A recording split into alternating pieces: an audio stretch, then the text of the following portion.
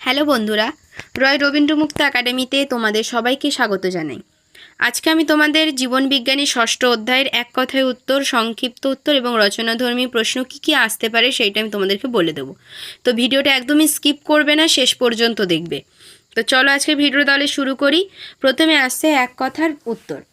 Genotype কাকে বলে? কোনো জীবের জিন সংযুক্তি দ্বারা নির্ধারিত বৈশিষ্ট্যকে জেনোটাইপ বলে। তারপর দুয়ের দাগে আছে স্ত্রীলোককে হিমোগ্যামেটিক লিঙ্গ বলা হয় কেন? সমপ্রকৃতির গ্যামেট উৎপন্ন হয় বলে।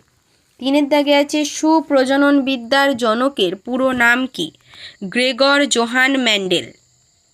চারের দাগে আছে ফিনোটাইপ ও জেনোটাইপের মধ্যে সম্পর্ক লেখো। জিনোটাইপ হলো ফিনোটাইপের কারণ ও ফিনোটাইপ হলো জিনোটাইপের ফলাফল। পাঁচের দাগে আছে বংশগতির ধারক ও বাহককে কি বলে? জিন। ছয়ের দাগে আছে জীবের বাহ্যিক বৈশিষ্ট্যকে কি বলে? জিনোটাইপ।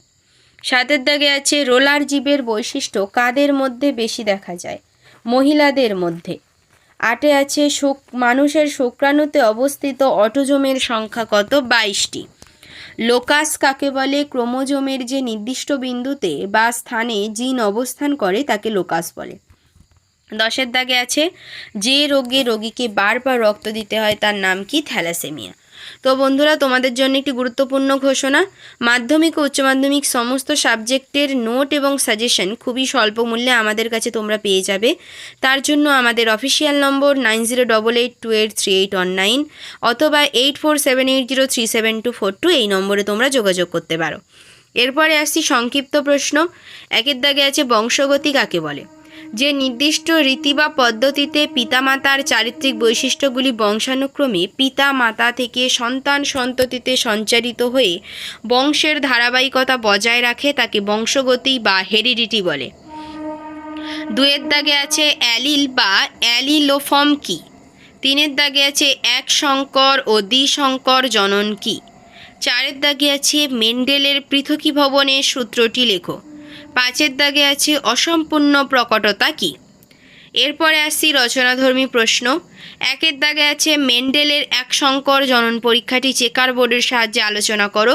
দুয়ের দাগে আছে হিমোফিলিয়া রোগটি মহিলাদের তুলনায় পুরুষদের দেহে বেশি ঘটে কেন? থ্যালাসেমিয়া ও হিমোফিলিয়ার পার্থক্য লেখো। তিনের দাগে আছে বর্ণান্ধতা কত প্রকার ও কী কী বর্ণান্ধতার কারণ উল্লেখ করো। চারের দাগে আছে থ্যালাসেমিয়া রোগের লক্ষণ ও কারণগুলি উল্লেখ করো। পাঁচে আছে এক সংকর জনন পরীক্ষাটি একটি প্রাণীর উদাহরণ দিয়ে বুঝিয়ে দাও। তো এই ছিল আজকে তোমাদের ভিডিও। যদি ভিডিওটা ভালো লেগে থাকে তবে অবশ্যই একটি লাইক ও শেয়ার করে দেবে এবং কমেন্ট করে জানাবে তোমাদের ভিডিওটা কেমন লাগলো, এবং পরের ভিডিওর জন্য চ্যানেলটিকে সাবস্ক্রাইব করে রাখবে যাতে সবার আগে আমাদের ভিডিও তোমাদের কাছে পৌঁছে যায়। তো আজকে ভিডিওটা এই পর্যন্ত, দেখা হচ্ছে পরের ভিডিওতে।